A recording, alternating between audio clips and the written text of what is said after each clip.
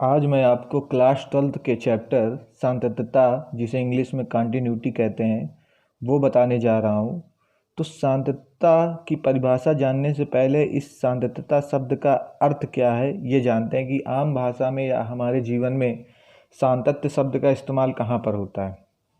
तो जानने से पहले ये देखते हैं एक उदाहरण, एक एग्जाम्पल हम लोग लेते हैं कि मान लीजिए हमको फतेहपुर से दिल्ली की दूरी तय करना है या यात्रा तय करना है। तो इसके बीच में एक स्टेशन पड़ता है कानपुर। तो मान लीजिए कि फतेहपुर से हम लोग दिल्ली गए और दिल्ली में हम अपने मित्र से मिले। तो हमारे मित्र ने पूछा कि आपकी यात्रा सतत थी कि नहीं थी। तो हम लोग समझ नहीं पाएंगे कि सतत क्या होती है। तो मैंने मान लीजिए उस व्यक्ति से पूछा कि ये सतत का मतलब मुझे बताइए कि सतत यात्रा क्या है। तो सतत यात्रा जानने का मतलब ये है कि मान लीजिए फतेहपुर से हम कोई ट्रेन एक पकड़े और सीधा उसी ट्रेन से चलते चलते उसी ट्रेन पर बैठे हुए दिल्ली पहुंच गए। मतलब कानपुर तो बीच में स्टेशन आया, लेकिन इस स्टेशन पर हमने कोई ट्रेन चेंज नहीं की। मतलब जिस ट्रेन पर, जिस डिब्बे की जिस सीट पर हम बैठे थे, उसी सीट पर बैठे हुए सीधा हम लोग कहाँ पहुँच गए? दिल्ली पहुँच गए। तो इस प्रकार मतलब हमारी यात्रा क्या हुई? सतत हुई। मतलब कहते नहीं है कि एक शब्द इस्तेमाल होता है कि सतत परिश्रम करने से फल अच्छा होता है। तो सतत परिश्रम मतलब लगातार। सतत का अर्थ क्या यहाँ पे आया? लगातार कार्य करते रहना, लगातार वो करते रहना। तो मतलब फतेहपुर से जो ट्रेन चली और दिल्ली तक गई, तो वो लगातार उसी रूट पे चलती गया और मैं उसी ट्रेन पर बैठे हुए कहाँ पहुँच गया? दिल्ली पहुँच गया। तो इसका मतलब ये हुआ कि वो सतत ट्रेन चलती रही। सतत या सांतत्यता, सतत शब्द की बात यहाँ पर ये स्पष्ट हुई। ठीक है। तो सतत तो ये बात हो गई। मान लीजिए कि मैं फतेहपुर से चलता और इसके बाद चलते हुए कानपुर तक पहुंच गया और कानपुर पे मैंने एक ट्रेन चेंज की, दूसरी ट्रेन पर बैठा और उस दूसरी ट्रेन से दिल्ली गया। तो कानपुर पर मैंने जब ट्रेन चेंज की, तो मैं इस यहाँ से यात्रा जो प्रारंभ की, दिल्ली तक की जो गई है, यात्रा की गई है, इस तय की गई दूरी को मैं सतत नहीं कह सकता। क्यों नहीं कह सकता? क्योंकि ये लगातार दूरी तय नहीं की गई है। यहाँ पर हमने ट्रेन चेंज की है। तो ये कानपुर जब आकर हमने ट्रेन चेंज की, तो इसका अर्थ ये आया कि कानपुर पर हम इस बिंदु पर हमने क्या किया है? असतत हुआ है। मतलब अर्थात ये यहाँ पे आया कि हमने यहाँ पर ट्रेन चेंज की है। तो ये जो दूरी हुई आपकी, ये असतत कहलाएगी। सतत दूरी वही कहलाएगी या सतत यात्रा वही कहलाएगी जो लगातार एक ही ट्रेन से चलती हुई गई है। यहाँ पर हमने ट्रेन को चेंज कर दिया। ठीक है। इससे मान लीजिए एक स्टेशन फतेहपुर है, फतेहपुर से हम लोग पहुँचे कानपुर से पहुँचे हम लोग, बीच में पड़ता है एक आगरा, फिर उसके बाद पहुँचे दिल्ली। तो ये ट्रेन ऐसे मान लीजिए यहाँ से यहाँ तक उसी ट्रेन में हम थे, फिर यहाँ से यहाँ पर भी उसी ट्रेन में थे और यहाँ से लेके यहाँ तक भी उसी ट्रेन में हम थे। ट्रेन को हमने चेंज नहीं किया है, उसी डिब्बे में बैठे थे और फतेहपुर से लेके दिल्ली तक की हमने दूरी तय कर ली। इसके बाद मान लीजिए दूसरी बात हम ये कहते हैं, एक दूसरा कोई व्यक्ति है, वो फतेहपुर से कानपुर गया और कानपुर से आगरा गया उसी ट्रेन में बैठे हुए, और आगरा में उसने एक दूसरी ट्रेन पकड़ी वहाँ से उतरकर, और वहाँ से वो कहाँ गया? दिल्ली गया। अब यहाँ पे बात आई, यहाँ पे 3 पॉइंट हमारे पास मिल गए। ये ऊपर वाले में 3 पॉइंट A B C, और ये आया, ये भी C था और ये D था। मतलब ये फतेहपुर हुआ, ये कानपुर हुआ, ये आगरा हुआ और ये क्या हो गया? दिल्ली। यहाँ तक की यात्रा। यदि हमसे कोई व्यक्ति पूछता कि जब मैं इस ट्रेन पर बैठा फतेहपुर से और कानपुर पहुँचा, तो कानपुर से यहाँ पे पहुँचा आगरा, तो इससे पहले कानपुर पर यदि कोई पूछता तो क्या हमारी यात्रा यहाँ पर सतत थी? जी बिल्कुल सतत थी। कानपुर से जस्ट थोड़ा सा पहले हम देखते तब भी हम उसी ट्रेन पर बैठे थे, और कानपुर के थोड़े से बाद पर भी, एक कदम बाद पर भी हम उसी ट्रेन पर बैठे थे। इसका अर्थात क्या मतलब आया कि इसके पहले भी हम उसी ट्रेन पर थे और इसके बाद पर भी हम उसी ट्रेन पर हैं, तो इसका मतलब ये हमारी यात्रा यहाँ पर कानपुर पर क्या कहलाई है, सतत कहलाई है। अब मान लीजिए आपसे कोई पूछ लेता कि आगरा पर आपकी दूरी सतत थी कि नहीं थी, तो देखिए इसके जस्ट पहले इस बिंदु पर हम दूसरी ट्रेन पर बैठे थे और इसके जस्ट एक कदम बाद, आगरा के जस्ट एक कदम बाद हम दूसरी ट्रेन पर आकर बैठ गए। अर्थात यहाँ पर क्या हुआ कि हमने ट्रेन बदल ली है, तो यहाँ पर क्या कहलाएगी, हमारी यात्रा असतत हो जाएगी। हमने ट्रेन चेंज कर लिया है, तो यहाँ पर क्या हो जाएगी, यह दूरी हमारी यात्रा जो तय की गई है वो एक असतत यात्रा कहलाएगी। ठीक है, तो इस बिंदु पर तो हम सतत थे, परंतु इस बिंदु पर क्या हो गए, असतत हो गए। एक कहने का मतलब मान लीजिए एक आता है कि एक ही ट्रेन पर तो बैठे थे मान लो, लेकिन हमने डिब्बा चेंज कर दिया। पहले दूसरे डिब्बे पर बैठे थे कानपुर में और आगरा पे आते ही दूसरे डिब्बे पर बैठ गए, तब भी हमारी यात्रा असतत ही कहलाएगी, क्योंकि हमने जगह तो चेंज कर दी है। तो यात्रा क्या हो गई हमारी, असतत। मतलब लगातार एक ही स्थिति पर बैठे हुए जो यात्रा तय की गई है वो हमारी यात्रा सतत यात्रा कहलाती है। सतत कार्य करते रहना, लगातार कार्य करते रहना, उस प्रकार शब्द को सतत का अर्थ हम जहाँ तक समझ गए होंगे। तो जो शांतता है, इस शांतता के बारे में समझेंगे।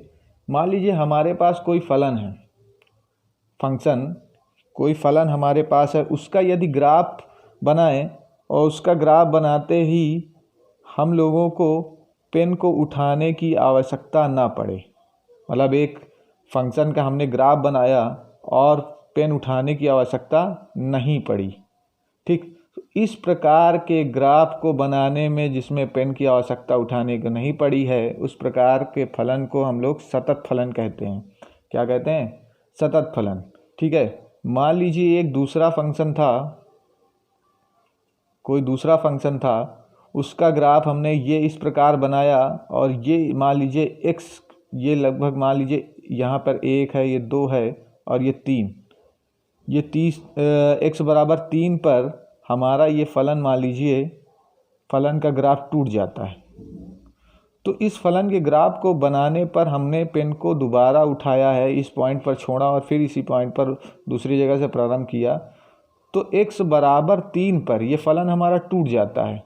x बराबर 3 पर यदि फलन टूट जाता है तो इसका मतलब यहाँ पर ये आ जाएगा कि x बराबर 3 के लिए हमारा फलन क्या है, असतत है। असतत क्यों है, क्योंकि यहाँ पर हमारा ग्राफ जो है टूट गया है, पेन उठाने की आवश्यकता पड़ गई है, इसलिए यहाँ पर क्या बात आ गई कि ये हमारा फलन असतत है। तो ग्राफिकली हम लोग जान गए होंगे कि यदि किसी भी फंक्शन का ग्राफ बनाए और पेन उठाने की आवश्यकता ना पड़े तो वह फलन हमारा सतत फलन कहलाता है। यदि कहीं पर फलन आपका खंडित हो जाए ग्राफ बनाने पर तो वो एक असतत फलन कहलाता है। ठीक है, तो उम्मीद करता हूँ कि इतना आप लोग समझ गए होंगे। अब हम लोग सामतत्व की परिभाषा जानते हैं। तो यदि कोई फलन वास्तविक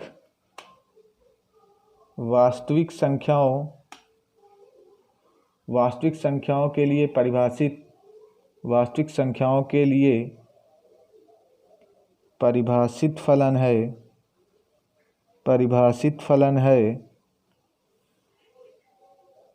और f के प्रांत में a एक बिंदु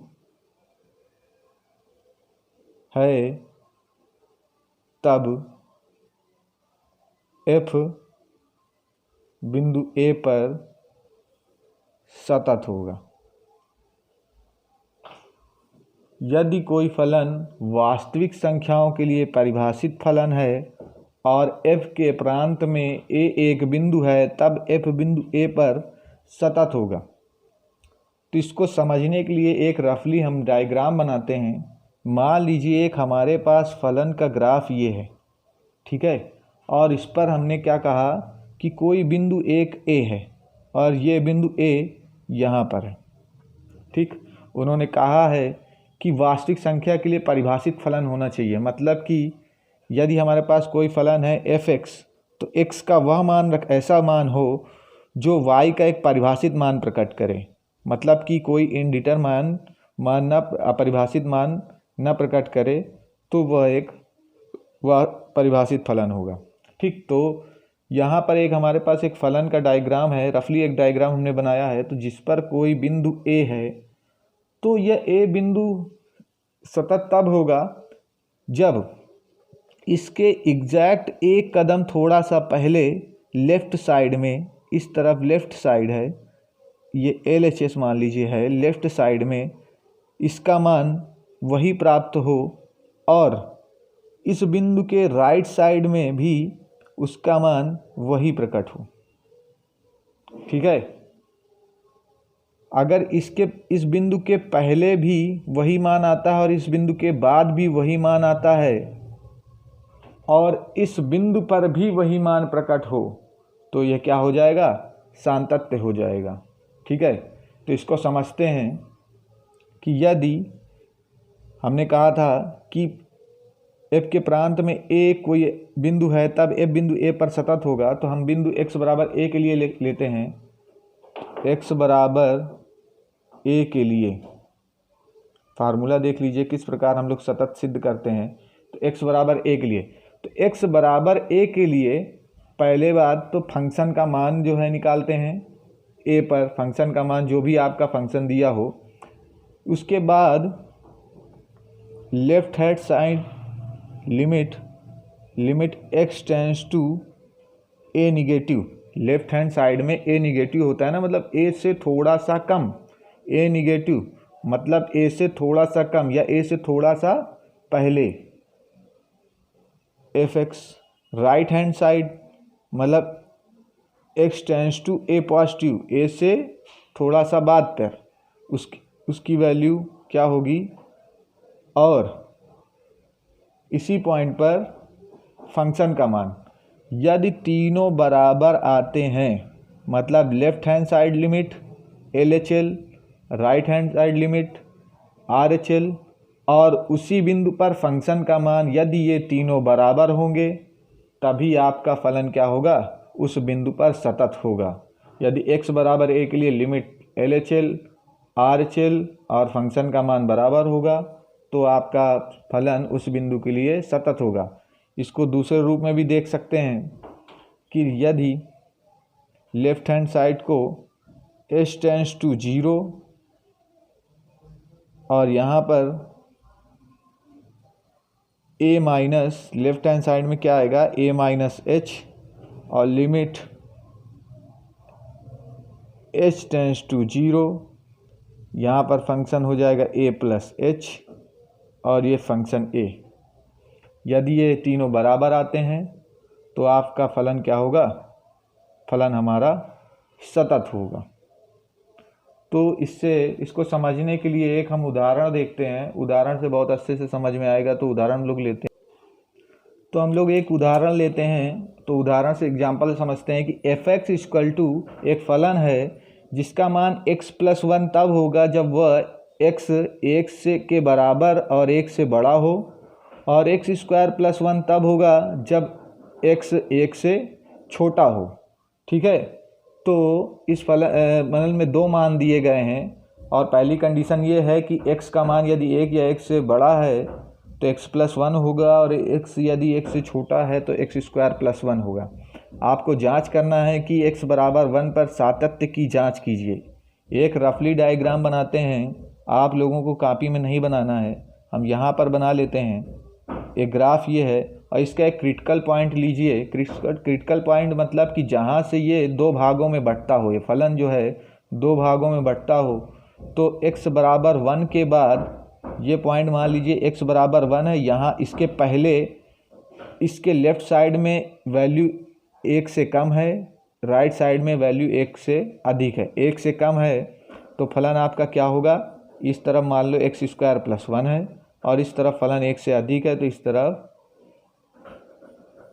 x + 1 है। ठीक है, तो इस बिंदु पर सांतत्यता की जांच करना है। x बराबर 1 के लिए सांतत्यता की जांच करना है यदि, तो इस पॉइंट पर इससे एग्जैक्ट थोड़ा सा पहले LHL और एग्जैक्ट थोड़ा सा बाद मतलब RHL और इस बिंदु पर फंक्शन का मान यदि तीनों बराबर आ जाते हैं तो यहाँ पर आपका x बराबर 1 पर क्या होगा, फंक्शन सतत होगा। तो इसके लिए आइए चेक करते हैं कि ये किस प्रकार किया जाएगा। तो सबसे पहले लिखते हैं किसके लिए, x बराबर 1 के लिए, x बराबर 1 के लिए सबसे पहले क्या देखेंगे कि सबसे पहले x बराबर 1 के लिए फंक्शन का मान क्या होगा। फंक्शन आपके पास x बराबर 1 के लिए फंक्शन क्या होगा, देखो यहाँ पर लिखा x is greater than or equal to 1, मतलब x जो है 1 से बड़ा होने पर भी यही फलन है और x बराबर होने पर भी यही फलन है। तो x बराबर 1 के लिए फंक्शन का मान होगा x प्लस 1। ठीक, तो x का मान यदि 1 रख दें तो यहाँ पर आ जाएगा 1 प्लस 1 बराबर क्या आ गया, 2। ठीक है, तो यहाँ पर हमारे पास फंक्शन का मान 1 पर आया, मान इसका 2। अब निकालते हैं LHL। तो limit x tends to 1 negative, ठीक, x टेंस टू 1 निगेटिव, क्योंकि 1 से एग्जैक्ट थोड़ा सा पहले, तो जाहिर सी बात है एक निगेटिव होगा ना, मतलब थोड़ा सा कम, 1 से थोड़ा सा कम, 1 से थोड़ा सा कम पर फंक्शन ये देखना है कौन सा इस्तेमाल होगा। 1 से थोड़ा सा कम फंक्शन हमारे पास क्या है, x स्क्वायर प्लस 1, फंक्शन हमारे पास x स्क्वायर प्लस 1 है। तो यहाँ पर आया limit h tends to 0, h पर कन्वर्ट कर देते हैं और यहाँ पे फंक्शन हो जाएगा f1 माइनस h, क्या हो गया, f1 माइनस h, क्योंकि यहाँ पे x टेंस टू क्या था 1, इसलिए यहाँ पर हो गया f1 माइनस h। तो फंक्शन हमारे पास कौन सा इस्तेमाल होगा, x स्क्वायर प्लस 1, क्योंकि 1 से थोड़ा सा कम है। तो जहाँ जहाँ पर x है, इस फलन पर जहाँ जहाँ पर x है वहाँ क्या रख देंगे, 1 माइनस h। तो h टेंस टू 0 और यहाँ पर हो जाएगा 1 माइनस h का स्क्वायर और ये प्लस का 1। अब लिमिट लगा दीजिए आप लोग, तो लिमिट यहाँ पर हो जाएगी 1, h का मान है 0, तो ये 0 हो गया, प्लस 1, तो यहाँ पर आ जाएगा 1 प्लस 1 बराबर 2। ठीक, तो LHL का मान हमने निकाल लिया। अब आइए निकालते हैं RHL, मतलब राइट हैंड लिमिट। तो राइट हैंड लिमिट मतलब कि x इक्वल टू 1 से थोड़ा सा बाद पर, इसके बाद क्या वैल्यू आने वाली थी लिमिट की, x इक्वल टू 1 के बाद क्या आने वाला है वो निकालते हैं। तो limit x tends to 1 positive, मतलब x से थोड़ा सा अधिक, और ये देखिए x से थोड़ा सा अधिक पर फंक्शन कौन सा है, x से अधिक पर हमारे पास फलन है x प्लस 1 देता है वो। तो यहाँ पर आ जाएगा लिमिट h टेंस टू 0 और यहाँ पर हो जाएगा 1 प्लस h, और हम जानते हैं कि 1 से थोड़ा से अधिक पर फलन हमारे पास x प्लस 1 है। तो जहाँ जहाँ पर x है वहाँ क्या रखना है, 1 प्लस h। तो लिमिट h टेंस टू 0 और x प्लस 1, जहाँ x है वहाँ पर 1 प्लस h रख देना है और ये प्लस का 1 हो जाएगा आपके पास।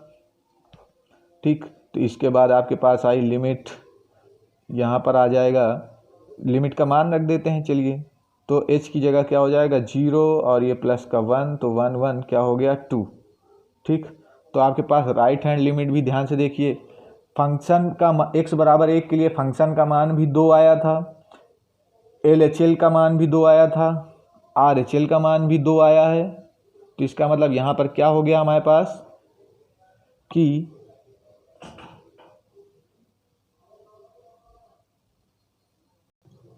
तो यहाँ पर हमने ये पाया कि हमारे पास limit x tends to 1 negative बराबर limit x tends to 1 positive function पर, और f1 तीनों क्या हैं, बराबर हैं। जब तीनों बराबर हैं तो x बराबर 1 के लिए, x बराबर 1 के लिए फलन सतत होगा। ठीक, तो इस प्रकार किसी भी फलन के किसी क्रिटिकल पॉइंट पर हम सातत्यता की जांच करते हैं। तो यहाँ पर हमने x बराबर 1 के लिए यह फलन सतत था कि नहीं था ये हमने जांच किया है। तो ये पहले प्रकार का क्वेश्चन हो गया। दूसरे प्रकार का क्वेश्चन इसी एक्सरसाइज में एक दूसरे प्रकार का क्वेश्चन होता है जहाँ पर किसी एक निश्चित बिंदु के लिए सततता नहीं चेक की जाती है। उस पूरे फलन पर जितने भी बिंदु हैं, मान लीजिए एक फलन है, इस पर बहुत सारी बिंदु होंगे, इन सभी बिंदुओं पर ये फलन सतत होगा कि नहीं होगा, ये दूसरा प्रकार का क्वेश्चन है, उसको नेक्स्ट वीडियो में देखेंगे। तो उम्मीद करता हूँ कि आपको ये वीडियो पसंद आया होगा। यदि पसंद आया तो लाइक करें और सब्सक्राइब करें। धन्यवाद।